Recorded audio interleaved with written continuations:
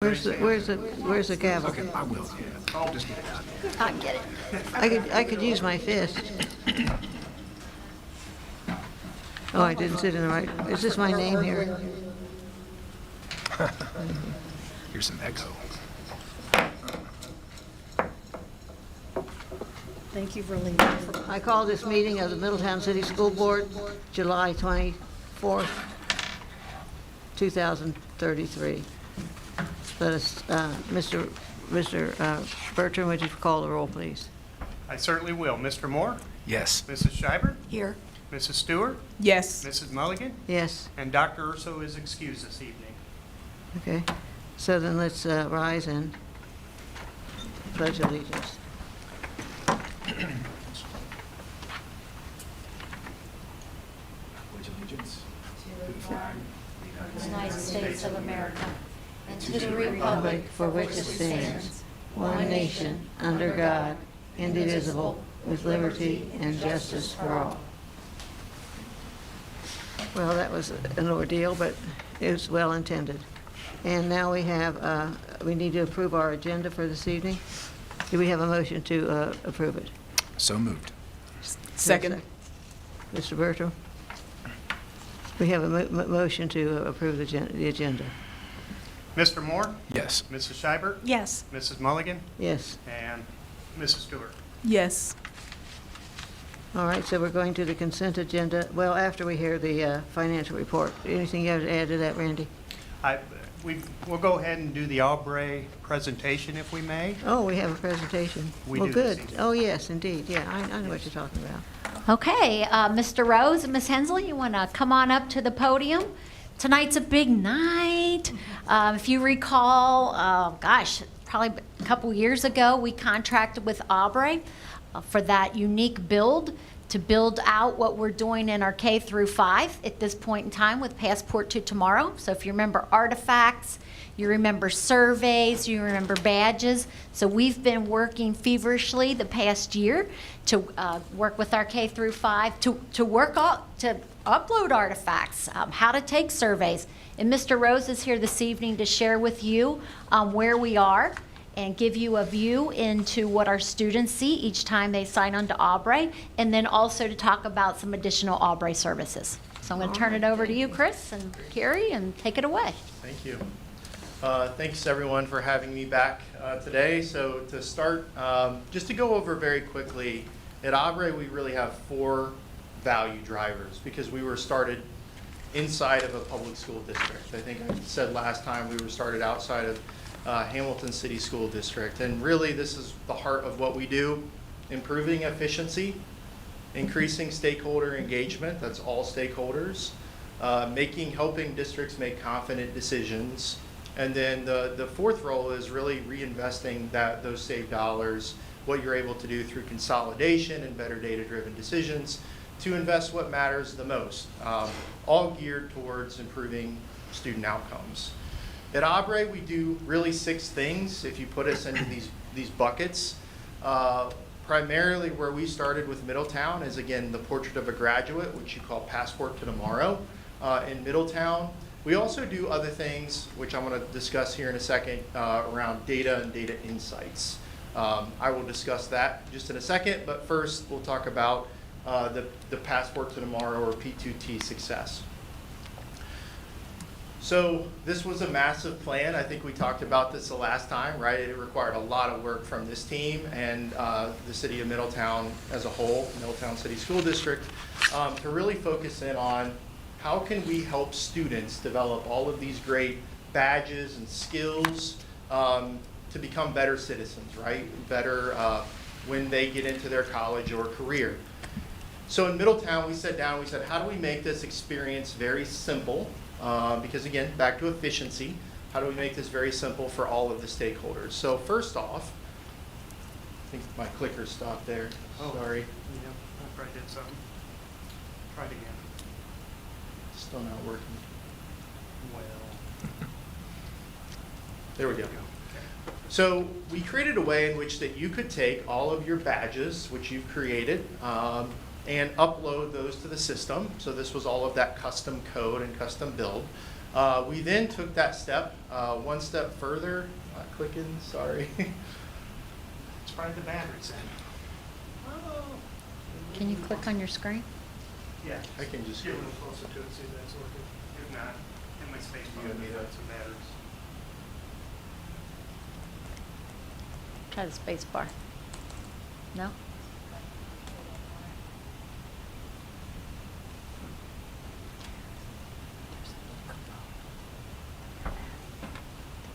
There we go. I don't know if I need to be on the mic or what. You can pull it out of there. There we go. Okay, great. I was a teacher. I was a classroom teacher. I can improvise here. So after we uploaded your badges to the system, and you are, of course, able to modify these badges over time as you may add further badges over time, you can then align your skills to the system. So over there, you have the poster of all of the skills. You can then align those skills within the system.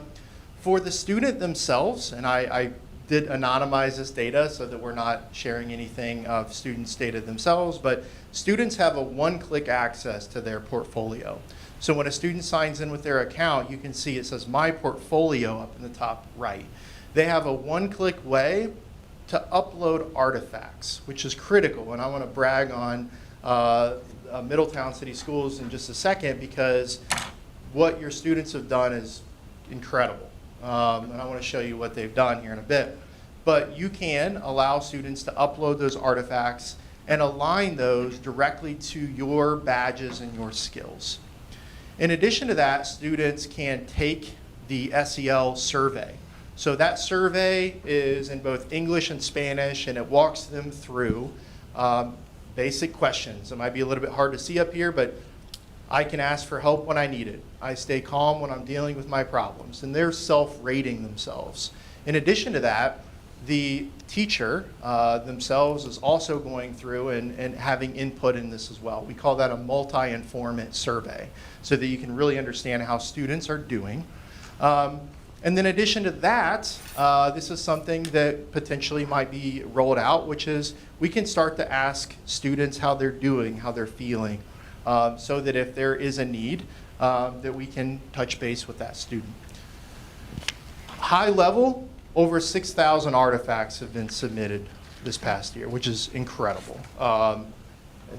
Mostly thanks to not me and Aubrey team, but to the Middletown staff, because they've really been able to embrace this platform and embrace the Passport to Tomorrow framework to approve artifacts, look at what students are submitting, provide feedback, see where students are at, how many have been approved, how many are being reviewed currently, and the overall progress towards Passport to Tomorrow. So one of the goals of the project was, at the end of the day, how do we know that this is working? How do we know that this is having impact? Well, we know that we're progressing, right, through no students had approved artifacts at the start of the year. So how do we start to see artifacts being approved across buildings, across grade levels where time has been spent in the curriculum? And then in addition to that, start to see the overall percentage as this expands over the next few years, increase over time. So that every student, again, by their 10th grade year, can say, I've achieved all of the badges and all the skills, so I can use those in my community, whether that is for a job, whether that is for a partnership with a regional campus, so that that has meaning, that they can prove that they've achieved these skills and artifacts. These are a lot of slides. I can save you some of these, but just for time's sake, a lot of detailed reporting that's available for you to see the current progress by building, by grade, by badge, et cetera, so you can monitor, what's working. In addition to that, of course, we're showing the survey responses aligned to the staff member, aligned to the student, how students are on their relationship skills, how they are in social awareness. And if you're familiar with those categories, those are the CASEL competencies that are nationally approved framework around social emotional learning. That's all of what we've done thus far this year. So congratulations to this team for obviously making that progress, very impressive. The other aspect to Aubrey I want to share today is around data and insights. So what I've shown you thus far is around Passport to Tomorrow. Hey, Chris, can we hold tight real Yeah, quick and please just do. back up a little bit? Just wanted to provide a little bit of a clarification and set the stage. Can you back up to where you showed the students, the questions that students answered in the surveys? Okay, so here you see the questions that students would answer in the surveys. These questions that you see up here align directly to the skills that you see under the badges. You don't see these skills spelled out specifically, but through, it's all research-based. The way students answer these questions will give us a rating on where they fall when it comes to the skills. Okay, so that's the social emotional piece tied to the skills. And then when Chris was talking to you about artifacts, and we don't have a banner up here for this, but do you remember the different career fields? There are 6 different career fields.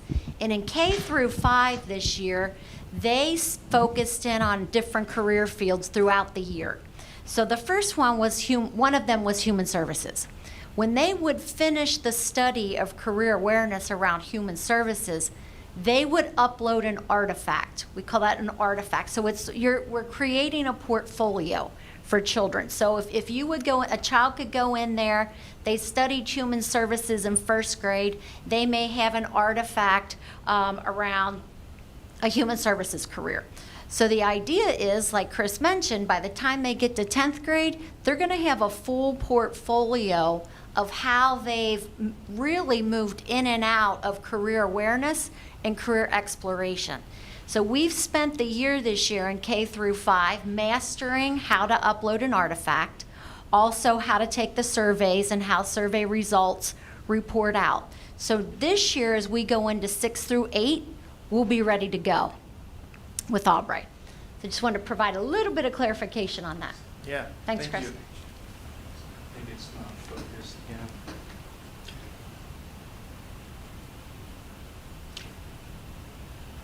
So, Mrs. Hauser, that Yes. 6,000 number of artifacts, that's just K through 5? 5, yes. Okay. Yes. Okay. And then we've also, there's been quite a bit of learning as we move through the process. You know, just what that artifact uploading looks like, how many clicks. I mean, we've really spent the year mastering and trying to simplify the process. And this number down here, it might be hard to see on the screen, but 3 through 5, that says at about 14, 13%. That's exactly where you want to be, because those students, that's where they are in their grade. By the time they reach 10th grade is where they should be 100% complete. And if you remember, so this year that we finished was K-5 only implementation. We are starting 6-8. So you'll start to see 6-8 and data show up the next time we get an update. So does it actually take them the whole 12 years to get a badge? No, so incremental is progress made year, so they're getting skills that can be achieved at a different level of mastery on the badge. So once they are in 10th grade, that they're fully complete on all of their grade band skills at the highest level of mastery of the badge. So how many badges would a typical student earn? Students still going to earn the maximum and mastery level of the 6 badges, but they're going to earn intermediate progress of the skills. And I think, I can't remember how many skills there are that off the top of my head aligned to the grade bands. So take your number of skills and multiply it times the grade bands, and that's how many skills that they would earn, which I think is around like 140 or something. Can a skill be documented by observation? Yes. You see Yeah. a child being kind to another child. That's exactly right. So back to that artifact creation, I'll pull that slide up here. This artifact creation is what, there's a little thing there that says evidence. So obviously the student can submit their own evidence, but the staff member can submit the evidence as well. So if they're on a field trip, if they observe something, they can document that. They can say, hey, I saw this great skill in my classroom. That's a piece of evidence that relates back to the skill and artifact. Also, too, if you remember this year, we piloted the personalized learning days. We had 3 personalized learning yeah. days. All of the activities in the personalized learning day menu go right back to your skills and your artifacts. So if a student chooses to do an artifact, if their skill is under community awareness, the teacher can easily go right in here, check the box, right, that they participated in those activities. So everything was aligned. The students know ahead of time, of course, what kinds of activities Yes. count in this. Right. Do the students get some support on uploading and filling this information out? And for the SEL assessment, are the teachers using the information beyond just for their portfolio? So are they looking at, as students, how the SEL, whatever the assessment lands, whatever that number might be, to determine how they might tailor the kids' learning in the classroom? So it's not just for data purposes, it's, Oh, absolutely. And I think what's really interesting when you put out the multi-informant survey to both students and teachers, it's a student may not even be aware that they are asking for help when they need it. The student might say, hey, that's not true, I don't. But the teacher might say, actually, you do ask for help when you need it. So it's trying to get a variety of different responses. They take it more than once.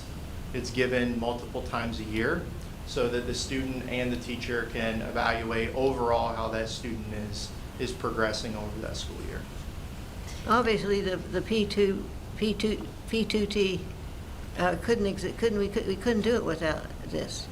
I mean, how could we document everything? Here's what I would always say. I don't know that I would say it was, it couldn't be done without Aubrey, because I'm sure the Middletown team would have figured out a way to do it. But what I will say is, it would have been very hard without it to get to this, which is real data of what's working and what's not working, stored historically over time. So after, when a student reaches 10th grade and you can say, I've got this massive portfolio aligned to all of these artifacts of all of the skills and badges with what I've done in the past, like, that's a pretty powerful thing that they'll have. Also, we did pilot in 5th grade, parents taking the surveys also. So we have student taking the survey, the teacher answering the survey for students, and then also parents in 5th grade. So you can take all 3 of those survey results, pull them together to get a really robust picture of the child and the social emotional skills. Will parent surveys go on with the 6 through 8? They will, yes. It was just such a massive Sure. Yeah, it was Oh, ma- sure. yeah, it was a biggie. implementation this year. Sure. We wanted to step by step it so we would do it right. So we kind of piloted 5th grade for that part. Sure. Is Aubrey working with other schools to do this? There's a similar thing? Yeah, we are. Quite a few school districts have embraced very similar, not Passport to Tomorrow specifically, but obviously I think nationally everyone's starting to understand that students are way more than a test score, Yeah. right? Way more than a state test. So these are the skills in which many districts have embraced, and we've taken our learnings from this framework and tried to also help guide other districts that are interested in the same type of thing. You know, our business community seems to approve of this kind of thing. Yeah. Thank you. Okay, so I want to shift gears just a second and talk about data insights. So everything we talked about thus far was around Passport to Tomorrow.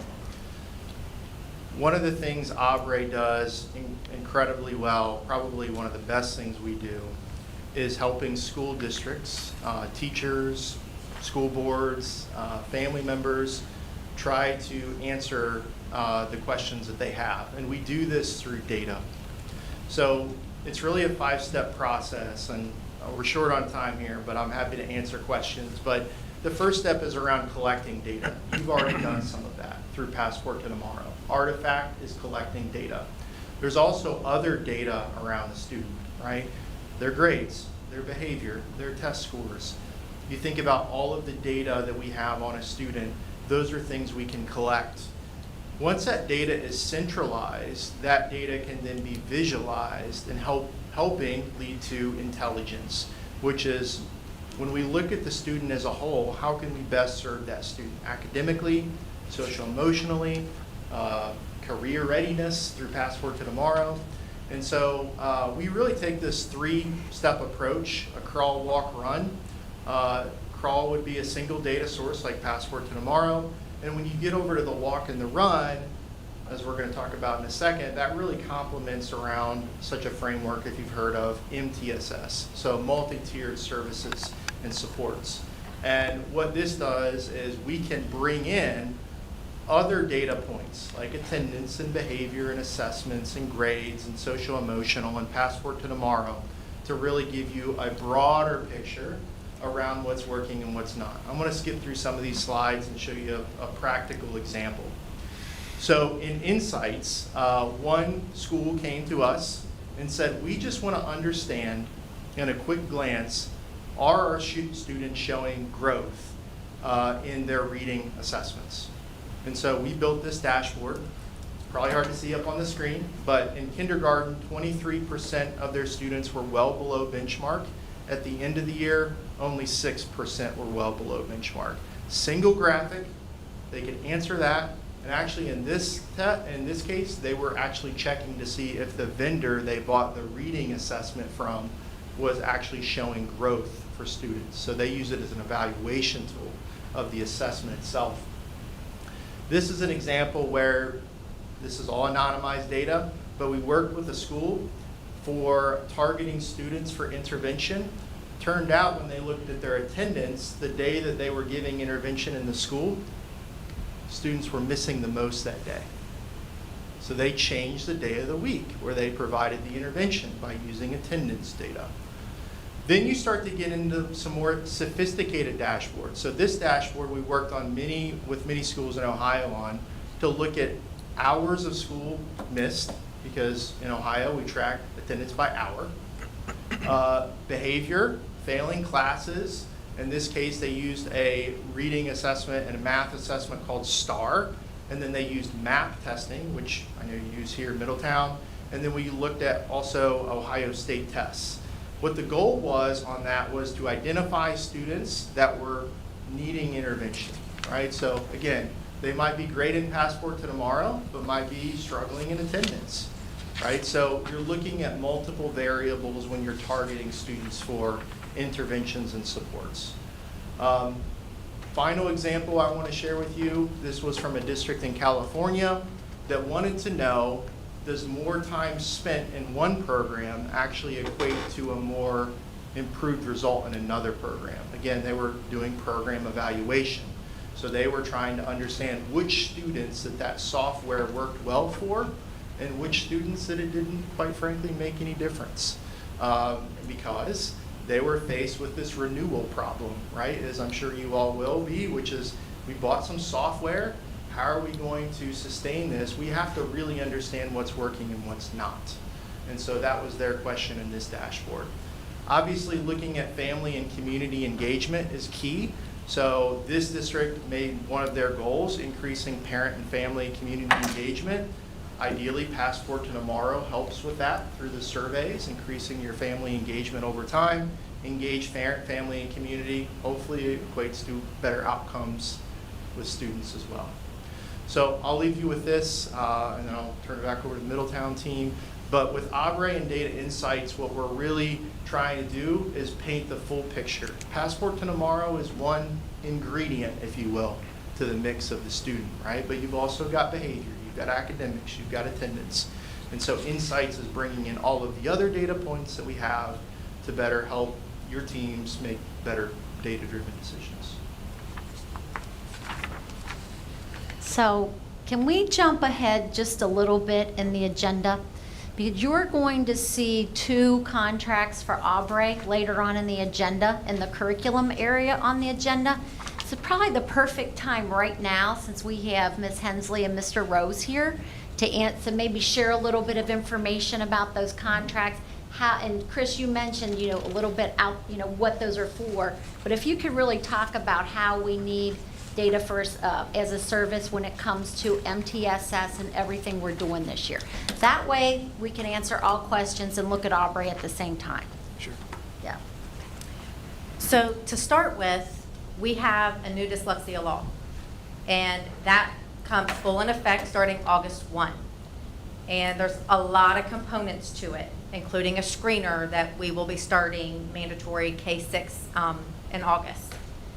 Part of the law says we have to have an MTSS team at every building that is looking at the whole child. And there are several companies out there that will provide anything that you want in that world, but we already have Passport to Tomorrow, K-12, that's going to feed right into, if we continue with Aubrey, for an MTSS dashboard. So because of that need, and as Chris pointed out, it's the whole child. It's the Passport to Tomorrow, it's SEL, it's attendance, it's all of their data.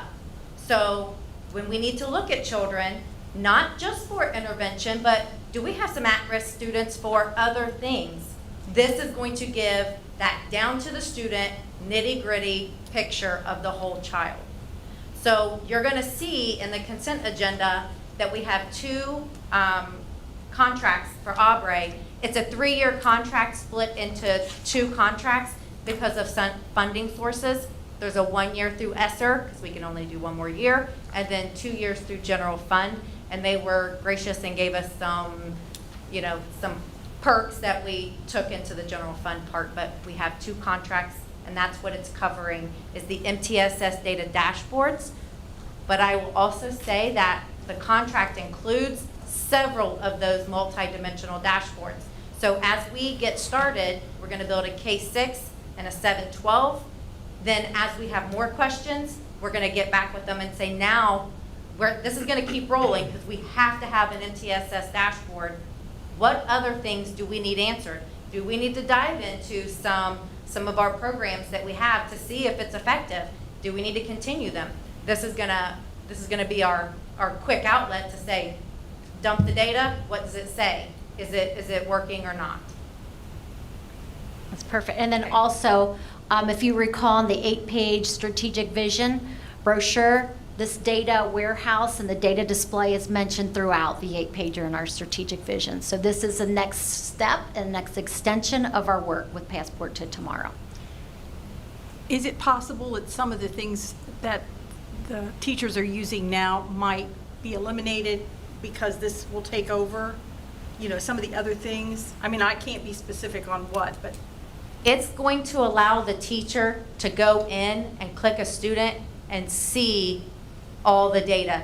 They're still going to go into math and look at the continuum. They're still going to go into dibbles and see, are they red, yellow, or green? But they're still going to do some of that, but when these MTSS teams have to sit down and decide, do we need to bring a parent in? Do we need to do, this is going to give them the entire snapshot. There will be some relief on having to go into programs, but this is going to triangulate the data all in one snapshot. It's going to relieve them from hours of, I have 15 kids, and pulling all of their data. What does this say? This, it's all going to be here. We're going to put together, syncing all the data, and it's going to be cyclical. Okay.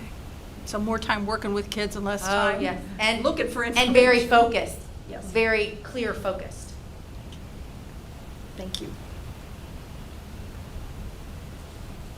Any other questions? I'm spending too much time thinking about the word anonymize. It's cool. I will share with you that I did send you that PowerPoint presentation that Chris put good. together, so if you want to dig a little deeper and see what he has in there, Great. Thank you.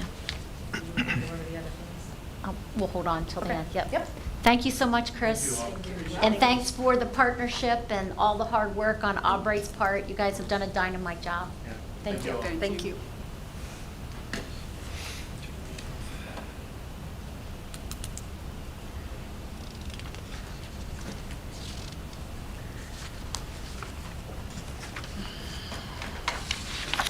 So now, we will take a look at the consent agenda. yes. And did we didn't have a motion to accept it, did we? So can we have a motion to accept? Move. So move. Is there a second? Second. Any discussion of things on the agenda that we need to talk about at this time? Yeah, could we just dive into a couple contracts? There's a couple large contracts on the consent agenda, so just wanted to get just a little more information on these two. So Um, you're asking to do that part first? Okay. Yeah. If we go to the success liaisons, my question is not so much about whether we're funding them or not. It's more about potential funding in the future. With these positions, as we see here, these are funded through ESSER. And once our ESSER funds are spent next year, where do we go from here with these positions? Because essentially what we're talking about here, 5 positions at almost $400,000. So that investment moving forward, what's the plan if we were to move forward next year? So we have a process in place that we've identified. We work with our principals that we're actually going to start at the beginning of school, where we're going to have to go through all of our ESSER-funded positions. So that's success liaisons to district subs to our extra paraprofessionals. And we've developed the rubric to determine how they've impacted, the different positions have impacted instruction, and we're going to have to make some decisions. So will success liaisons continue? Will they continue? Maybe we don't have 9.5 success liaisons. Maybe we share buildings. But we have, that's facing us as soon as we return to school. So we have over, we have over 100 ESSER-funded positions that we have to consider. And that's really my fundamental question, is Right. that anticipating those cuts that are coming, Mm-hmm. what's the opportunity cost here in terms of these positions and what we may forego funding them now? The second question I have is about the contract with Solberg Consulting. And again, just packaging these numbers, just trying to get a good read, anticipating some of those ESSER cuts that are coming. This contract is also funded, I believe, through ESSER. It's not, again, so much what is the contract, it's more about the frequency. This contract says it will train all staff on trauma and responsive care. I just wanted to get a better read in terms of the duration. I know staff will go through the initial part of the training, and then the frequency. How does that look moving forward? So staff gets trained, there's early, a couple hours training, I believe, and then Half a day, does that the initial. continue periodically out throughout the year, or is that, what are we getting for the 94? I would just want to clarify that point. Sure. So this contract is funded through Stronger Connections Grant. Okay. Okay, so this is K-12 teachers all receive we have 9 half-day in-person sessions on trauma. We also have virtual and in-person sessions later on throughout the school year to continue the training of trauma-informed care. Also, we have deeper dives for our administrators throughout this school year. So And this is affecting K-12, everybody. Right. We're talking And I did see the scope of that. It was cross Cafeteria, custodians, everyone was being custodians, trained, so everybody, I right. just wondered if, if there was a little deeper dive beyond just the initial presentation itself, and it does appear that is the case. Right, it's throughout the school year. Okay, yeah, Yep. good. And if I may remind you, Todd, and the rest of the board, in the 5-year forecast, I've included 50 positions that would continue through 4 years of the forecast. I won't have that 5th year in till November. But it was 25 certified, 25 classified. Not saying that's the number we're going to land on, but I did put placeholders in there so we can continue the work to help the kids get caught up. Okay. Thank you, Randy. I was just going to ask you, I thought that some of those ESSER positions were included in the 5-year Yes. forecast. Okay. We just have to determine which ones. Okay, any other questions? So I guess what I'm saying, though, is on those 5 positions, funding this now, are we able to, is this helping that conversation, or does this make that conversation more difficult by funding the 5 now? That's kind of where I'm trying to go with that conversation. Well, I know we're going to have to make decisions by Christmas. So we definitely need our success liaisons And this year. how many do we have now? Is it- Success liaisons, Yes, 9.5. okay. And this is adding an additional 5? No, Or we is have a this funding the total of 5? 9.5, Okay. right. Okay. We added an additional 5 with ESSER funds when ESSER came in. Okay. Just a few years ago, we only had 2 or Right, 2. and then when ESSER when we were allocated the ESSER funds, that's when we brought on additional. Right. success liaisons. I think we had one at Rosa Parks, one at Wildwood. You remember? I think that's That our was a while ago. Yeah, Yeah. when we had two. Right. Yeah. The Ready campaign funded some of that, did it not? Or was that another? Yes. Yes. That's been funded through the ESC, and the ESC has gotten a grant through Ready Fund, Middletown Community Right. Foundation. Yeah. Well, I guess that's still a possibility then. Right. So once we have to make those decisions, then we will also explore alternate funding sources.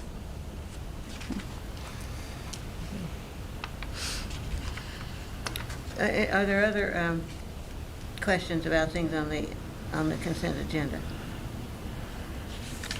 I had one, is it in the consent agenda about the HMH contract? That's coming up. That's That'll under be curriculum. Yeah. I think it would be nice to just talk a little bit about the site leader, the special education site leader, since that's it's a new, Oh, yeah. Well, it's a position that we've had. The site leader, if you think of the site leader, that position's very similar to our teacher leaders. But site leaders oversee many of the special education compliance pieces within the building. What we've done, what you see on the agenda tonight, is we've reworked that job description a little bit. If you recall, we're pulling our student services department and our curriculum departments together. So we're also doing that in the building when it comes to the site leader and the teacher leader position. So that means the site leader job description had to change a little bit. So we changed the job description, communicated that to the principals, and then we talked to our site leaders about what the new expectations were. So they're going to be having to, they're going to be involved more in some curriculum work. So that's going to be a little bit different for them. thank you.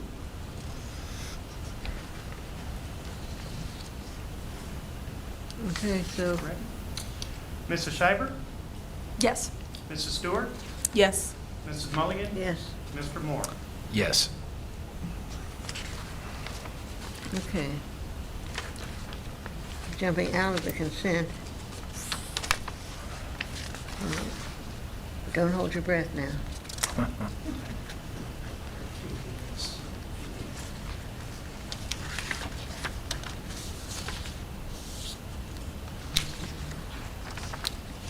We have a report from, is Human Services, is it? Oh, no, here we go. Well, these are some asks for funding, aren't they? For special, We have a MOU for Staff perfect attendance. attendance under HR. oh, okay, there we go. Yes, you wanted to tell a little bit about that? Sure.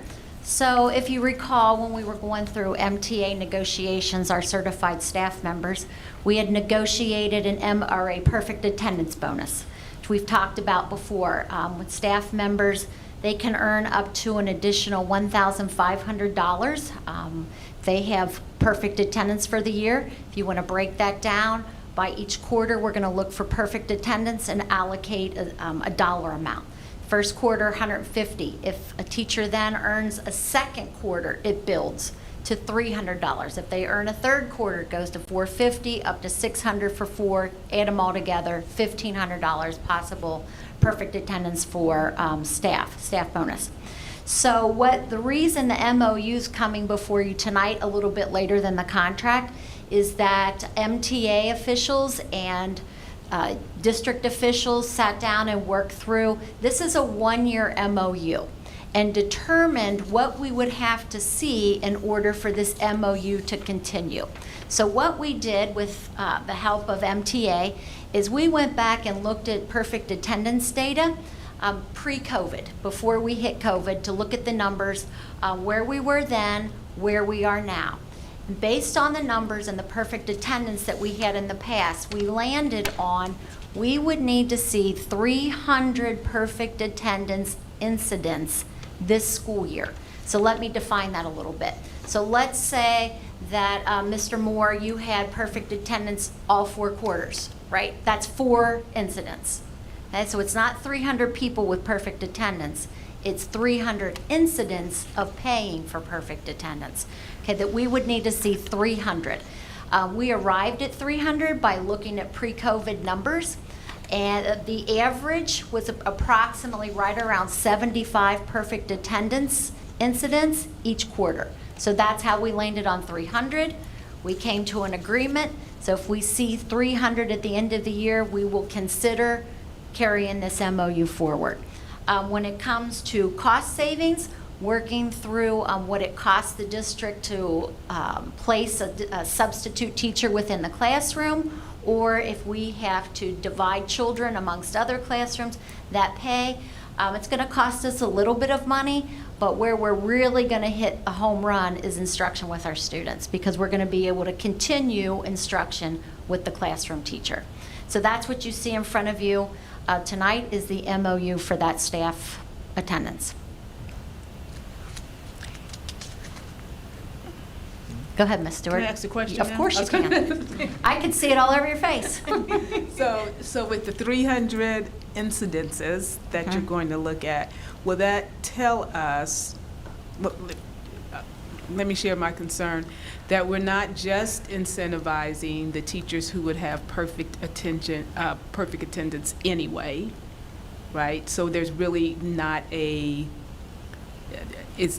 a neutral impact, because those folks would be here anyway, and we're not really increasing that number of teachers having perfect attendance who would otherwise not have it. Does that make sense? So we're not, because it's no impact. It's applauding the folks who are That's a good question. are giving Right. perfect attendance, and it should be applauded, but we're not actually putting a dent in or making a difference. So this year, our average perfect attendance per quarter was 48. So we had 48 staff members that had perfect attendance each quarter, 22, 23. If you go back to 18, 19, before COVID, the average was 72. So if we could get back to that 72, yeah, the 48 that we see, 22, 23 are probably your teachers that have had perfect attendance, but we'd sure like to get back to when the average was 72 and pick up additional staff members. And you know, like we said, this is, we're trying this. This is on a trial basis to see if it makes a difference. So we'll be able to see Right, that we'll as well. be That- looking at the data to see if it played out. Thank you. It's something new to try. Yeah. So those are actual numbers, what you said about? Yes, those are actual numbers. Well, people are going to have a hard time understanding why somebody gets paid for what they already got paid for, but it has its merits. Correct. And the negotiating team for MTA brought it up. MTA brought it to the table, and so did the district administration did also. We've been working closely with MTA for the past quite a few years, trying to brainstorm some different staff attendance ideas to increase perfect attendance with the staff. Yeah, okay. It'd be interesting to see what that number is. Yeah. Do other schools around here do that? You do have pockets of some schools that try perfect attendance bonuses. And our salary, our beginning salary is less than those districts, I reckon, because we're pretty. We are now, we're right in there with everybody there now, else with okay. our beginning salaries. Okay. Yeah, we really took care of that a few years ago when we were able to rectify our beginning teacher salaries. Okay, I know we had a goal, and I guess we got there. So we all agree, I think, that having your regular teacher is valuable, and That's the best. it's our standard, and that's what we want. Right. Yeah. Mhm. So the savings by not having to call in substitutes should far exceed the $90,000 investment. Financially and daily instruction wise, yes. Okay. The 90,000 that you see there would be the bonus cost, but you're right, there's going to That be a has been taken subtraction out. from that, from not having to hire subs and pay class coverage. And so Also we'll see say- at the end of the year what the actual cost is. So some of the 90,000 good could be analytics on it. mitigated by, Yes. Right. We haven't Also- taken Yeah. those numbers out. yeah. I Okay. kind of gave you worst case scenario. Uh-huh. Yeah. Okay. Good? 90,000 would be like one position. With benefits I mean, included. Again, Yep. putting a value on 90,000, what good does it do us? It would hire one teacher, is all it would do. Correct. I mean, It's less it would than two take for more sure. than that, Yeah. actually. It's Right. about one in a For a new teacher, that's Yeah. about what it would take. Yeah. Yeah. Okay, thank you. That was from HR. Yep, we'll need a motion and a second for that. All Kathy, right. before we Do we have a vote. motion to accept the recommendation? So moved? I'll Second. Go ahead. Okay. We have we're ready to vote. All right. Mrs. Mulligan? Yes. Mr. Moore? Yes. Mrs. Schreiber? Yes. Mrs. Stewart? Yes. Okay, from curriculum and instruction, Mrs. Henley is here to tell us about something. I'll announce So, it. in yeah, just you a- see the first two board agenda items were the Aubrey contracts. So we Okay. talked about those. Then, go ahead, Ms. Hensley, take it away. Okay, so the next one is through Butler County ESC. It's a half-day professional development for our high school staff for Chat GPT, which is the AI app. So we're trying to embrace this and really just get our staff's feet wet. It's here, we're not avoiding it, so we're gonna embrace it, and this is our first step. So our high school staff is gonna get a PD in this, and then there will be more to come as we start working. We went to one this summer and decided we need to go ahead and just start working with our staff on how to embrace it, how to utilize it to our advantage, and teach our students how to use it. There's an Houghton Mifflin Hardcore HMH English 3D and language launch. So this is a 712 EL curriculum for our EL teachers because they need a curriculum. We have used some things in the past. Last year, we piloted 3 different programs, and this is the program that we have chosen, and it's a 1-year contract.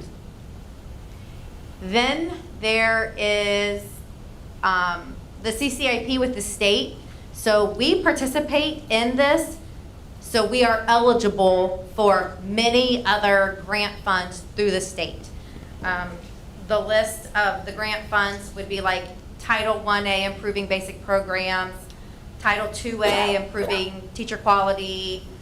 There's expanding opportunities for each child. All of our grants, we are able to participate in those because we work with the state and do the CCIP program. And every building has their own CCIP. And it's on the agenda's information, but we'll need a vote on this one as well. That's on the. So, Ms. Mulligan, you had some questions about the English 3D, the HMH. Yeah, is that where this is under here? Right, this is where we are right Yeah. now. So if Ms. Hensley could answer those questions. Yeah, I just seemed like a lot of money, but I that's because I didn't know what all it was doing.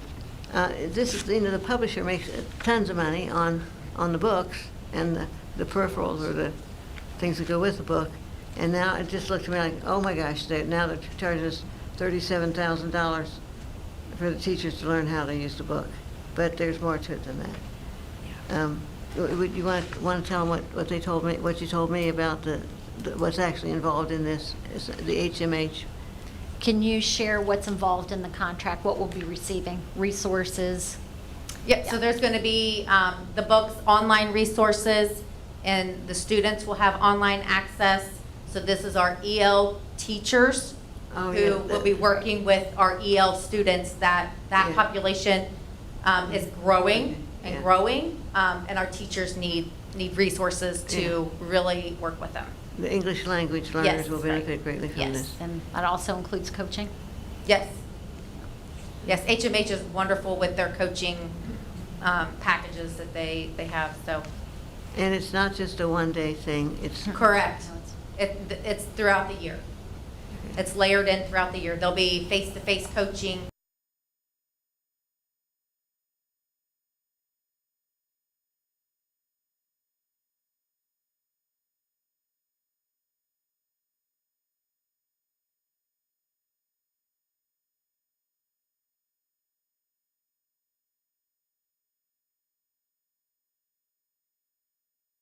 Thing for this particular contract. okay. It seems there's a I lot. just anticipate There'll be more. that this is just the beginning. Yeah. This We is have just one the for old people. Okay, so we covered under the curriculum and instruction, then the two Aubrey items, and human resource, or the attendance, and then this one. Now, is there anything else under there? The contract. So when we move to accept the everything in the consent agenda, we're talking about those things. And, These are all individual items. that- oh, we have to vote on them all. Oh, okay, we're out of the consent Yeah. agenda. We could, technically, you could ask for a motion to do it as a block, or you could do them all individually, which is generally how we do that. Well, what's... I'd just say what's go our one at a pleasure? time, it'd be easier. One at a time is easier. Okay. Everybody- Carrie, I just have one more question on the CCIP. So, Yes. in the resolution, it speaks about it expands some of the activities.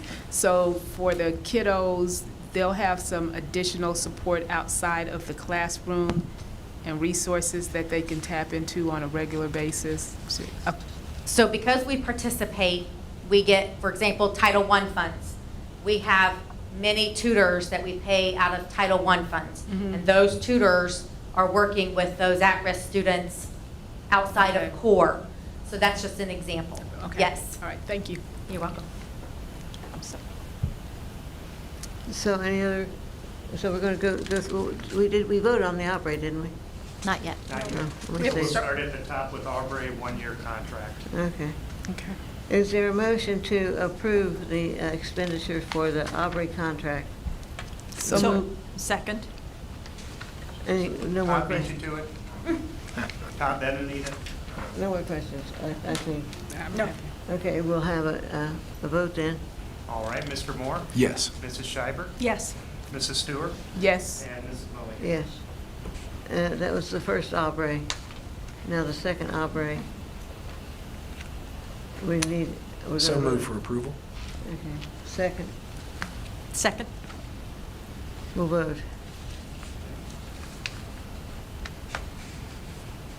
Mrs. Schreiber? Yes. Mrs. Stewart? Yes. Mrs. Mulligan? Yes. Mr. Moore? Yes. Bringing us to the, are we to the We're to Butler County now. Butler County, we're paying them for the AI one? Yes. Okay. Everybody knows what we're talking about? Yes. So move. Second? We'll vote. Mrs. Mulligan? Yes. Mr. Moore? Yes. Mrs. Schreiber? Yes. Mrs. Stewart? Yes. Okay. We're still working on the, are we on the curriculum thing still? Yep. HMH. Okay, that's the, Top Mifflin. yeah, for the English language learners. Anybody want a motion, want to move to accept it? So moved? Second? We're going to vote. Mrs. Schreiber? Yes. Mrs. Stewart? Yes. Mrs. Mulligan? Yes. Mr. Moore? Yes. Okay. We get lost in the maze. here. CCIP. Where are we? CCIP. Oh, the CCIP. Yeah, was a continuous improvement. Okay, and that was the ESC? No, No, the that's with state. CCIP's with the state. Oh, of course, yeah. Yes. Okay, motion, So move. Second? vote, Mrs. Stewart? Yes. Mrs. Mulligan? yes. Mr. Moore? Yes. And Mrs. Schreiber? Yes. Okay, now are we to human resources now? All right, moving along. Good job. The first thing I think was the bonus. Did we vote, did we do human I thought we did resources? We did human resources. Yeah, That was that's not, done. that was not in Okay, this so budget. we're at Yep, the business. we're into business now with Okay. the lease agreement for Okay. performing arts. Oh, yeah. So, you want to talk about that a little bit? I'd be happy to. This is the lease agreement that we've had with the Performing Arts for 2 large storage units that we lease from them, and we have a lot of records still in these areas. Big school bells and a lot of things we're not ready to throw in the garbage, and it's $3,300 a month. I think they kept the lease the same price that it was before. But I do want you to also think about this when we start talking about transportation and the ideas and areas that are needed out there, that we could terminate this lease, take these funds then and use them over with transportation if we could create storage over there for the district. We're going to use where, what are we going to replace it with? We hope to create storage area out at transportation Oh, if yeah. we revamp that area Okay. out there. People are not going to take the documents home, are they? That would be- No, they don't want to take these documents home. Well, Just by law, we have to keep okay, some so forever. Well, it's a problem. But now that everything's digitized, you would think that we could get rid of some things. Well, we have, and we're not storing what we used to because we've gone digital. But a lot of the old records, we haven't paid the 6 cents a piece to have them all scanned and put into a system. Oh, joy. We'd have to go back to 1845, I think, to do that. So, Oh. yeah. Interesting. I don't think we had all these rules back then. Okay. So $3,300 a month, Performing Arts using their storage space, but you're saying at some point will go away as we make the renovations or expansion Yes. at the transportation? That's one of the things Okay. that Mr. Satzing is looking at as we move forward with possible plans with our facilities out at transportation. Yep. But right now, this will go through 2025? Yes, what- okay. but there's an out clause in there. I think Okay. it's 90 days or something that if we decide to get out of the contract. Yeah. Okay, I lost my place. So we're still at the business, and we would need a motion. Well, announce that, would you please? I can't. Need a motion and Yeah. second? So Oh, we move haven't for voted approval. on. What are we voting? I lost my Second. place. We're voting on The warehouse contract. Oh, Yeah. okay. Okay. Let's vote on stopping the lease. All right. Mrs. Mulligan? Yes. Mr. Moore? Yes. Mrs. Schreiber? Yes. And Mrs. Stewart? Yes.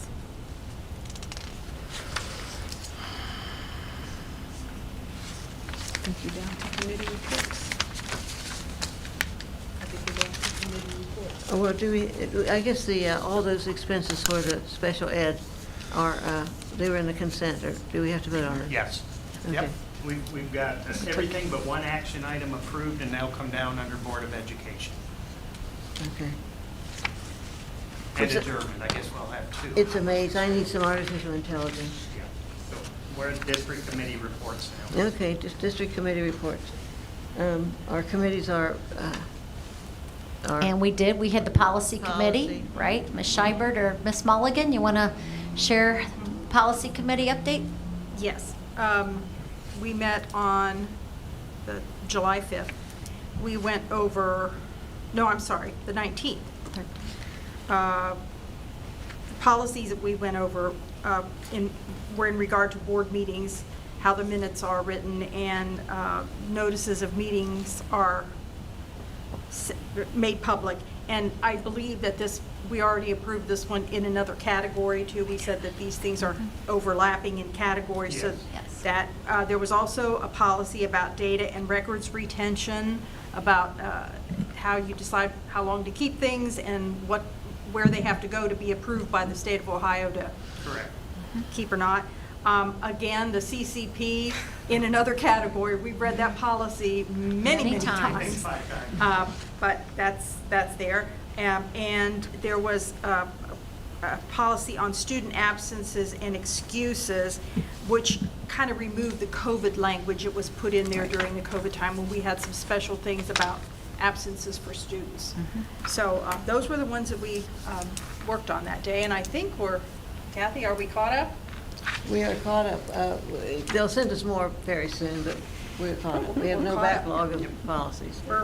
we're good.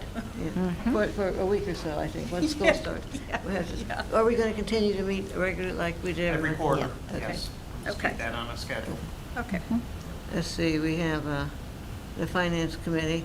Any activity there, folks? No. No. And our committee hasn't met, the DLT hasn't. No, not yet. Not over the summer. We don't meet When in the the summer. teachers come back. Yeah. We'll meet then. And any reports from the Planning Commission, Mr. Moore, Nothing to report this evening. or the Urban Commission, Nothing Commissioner to, Stewart? nothing to report. And then a delegate for deciding what some things they're going to do at the conference, and that was Dr. Urso, so we won't have a report on that. And anything from Butler Tech? No report. Okay, I wouldn't think so. All right, so anybody want to report? Oh, we do have one thing. We took something out of this agenda today, is that what you're talking about? In reports and activity. I think we're moving on to the Board of Education reports. Right. Yeah, I will just give a quick update on the community center that we Yeah. have a small subcommittee. Todd will be a part of that. Berlina's going to try as well to meet with an organization to talk about fundraising. It's just an introductory with an organization out of Cincinnati. First time meeting, nothing will just be decided at the meeting. They'll take place on Thursday. Yeah, so we need to wait for some things before we consider that as a board. That's what Absolutely. I thought. Yeah, they'll go through a process. Okay. Yeah. Anything else under board reports? Not tonight. I'm sure there's athletic business going on, but we don't have Mr. Urso or Dr. Urso here to report. And I'm not up on those things. But God love those, God love they're those out kids that are practicing. out. They're out that there are out practicing. And, you know, I know this is time for band practicing, and it is hot out there. Yes. It is very hot for those kids that are practicing, so bless their hearts and They're out there. make sure they have plenty of water. Well, they had some non-humid days. Yeah, but I yeah, think they it's did. back looking at the Yes, weather out there. yes. Yeah. Okay, anybody else? Okay. Motion to adjourn? No, we've got. One more uh, thing. Under Board of Education, Mrs. Mulligan, we have a resolution to move the existing approved $250,000 ESSER funding that we talked about at the agenda setting. And what this is you have previously approved an additional $250,000 from ESSER funds to be used towards a gymnasium. And talking, because a lot of the increases in costs and working with the city, we're asking tonight if the board would be willing to move that $250 to the base project, which would include the preschool and any renovations to Sunny Hill as a whole. Generally, we're talking about our preschool on that, but only under the stipulation that the city takes the $500,000 that they've earmarked towards the gymnasium and move that to the base project as well. So Okay. you're approving it contingently upon the city doing the same with their Okay. $500,000. Okay. Everybody understand that? I was thinking it was waiting for the other people, the rest of the people to raise money for the gym, but it's not contingent on that. It's because, Yeah, if money's being raised, it'll be for the good of the whole. Yeah, absolutely. But right now, we're a little bit short on the base project until we hear back from Cleveland Cliffs and from the county. We hope that will fill that gap, but this $750,000 will help with the city to be able to secure a contract, put a purchase order in place for at least the base project. And that's what their biggest concern right now. Can we get to that $10 million base project cost in secured funding? So we're trying to work towards that a little bit. now when's the deadline for this? Well, it's going out for bid maybe as early as this Friday, and it'll be out about a month, so we're getting close. Yeah, I'd say it's a month out. It needs to be ASAP. We're working quick. That's why we have our meeting on Thursday, and yeah, time is of the essence. So Randy, when you say base project, you're talking about the renovation and the new classrooms? Yes, Okay. and that would include that family zone area as well. And the families. Yes. Rainey, just for clarification, once we transfer the 250, what's the remaining funds in the gymnasium fund itself? Are we, Well, we still have that same gap we talked about. Right. Because we're just transplanting money from here to there, shell game, moving it Right. from one side to the other. And we're about, if we can get the asks that we have done with previous two folks to come through, we're about $2.8 million, if I remember correctly. Okay. Yeah, okay, thank you. it's a good question. Okay, so we're going to move, we were voting to move it under the, So well, just- under the action that's stated, if the city does, moves the, comes up with the 500,000. And the Just funds- one more quick question, if I may. Just, once we transfer the funds here, what I'm hearing now is we'll finally get to the stage where we're bidding, about to break ground on this project and get things moving. So that's Yes. really great to hear. Yes. Okay, thank you. Absolutely. Trying to keep that rolling. Yep. And the funds are moving from school district coffers to the city of Middletown coffers so that a PO can. That 250 is already there.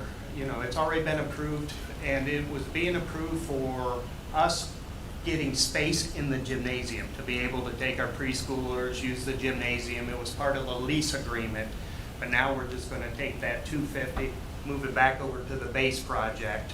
Not to say we're not going to get use of the gym when it's built, but first we got to worry about the base project bid. first. And then, yeah, if we get this So it's funding not- to come through, I may come back to you and say, let's move it back to the gym if we hear back from the county or Cleveland Cliffs. But for now, it's going to help the city know that they've got the pot of money they need to put a purchase order in place to accept the bid.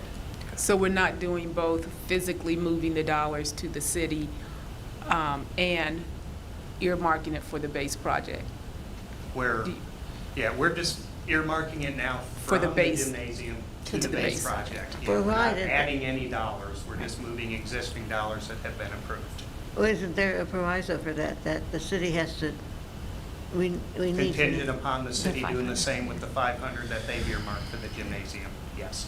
and there's a possibility that the overall cost of the gym and/or the, I don't know about the base project, but the gym could be done for less than we originally looked at. We are hoping, and 100% of the drawings are done now, but we have not gotten the estimates, the new estimates. I wish we had them for tonight, but we don't. So we'll know what that estimated cost is before it goes out for bid on Friday. I mean, city may that's be sitting on tentative. them, and they just haven't responded back to Debbie to tell us what those costs are, how much they've No, brought they down. still don't have them. They don't? No, So they you do did not, hear. yeah. Okay, so we're waiting on those from Brandstetter and Carroll then. And we'll share those with you once we have them. We'll just send it out as a notice that, hey, here's the new pricing. And can the gym be, is the gym at all flexible or versatile? I mean, could you do a performance in the gym? Is it going to have a stage? We've been talking about that. You know, we look for savings, you know, in some of Right. the engineering, Right, cutting right. costs back. I didn't know if that was included in the original bid or not. Yeah, right now it's including the stage, it's including the lockers, and when I've talked with the city said there's not a whole lot of savings because where the lockers are already, the locker rooms are situated, plumbing's already there. It's on the other side of the wall. So it's not like you're running a lot of plumbing, you're just paying for the fixtures it's gonna take within the locker rooms and of course the equipment that'll be in there, the lockers and so forth. And the gymnasium is an area that would take away a whole lot of storage that is needed.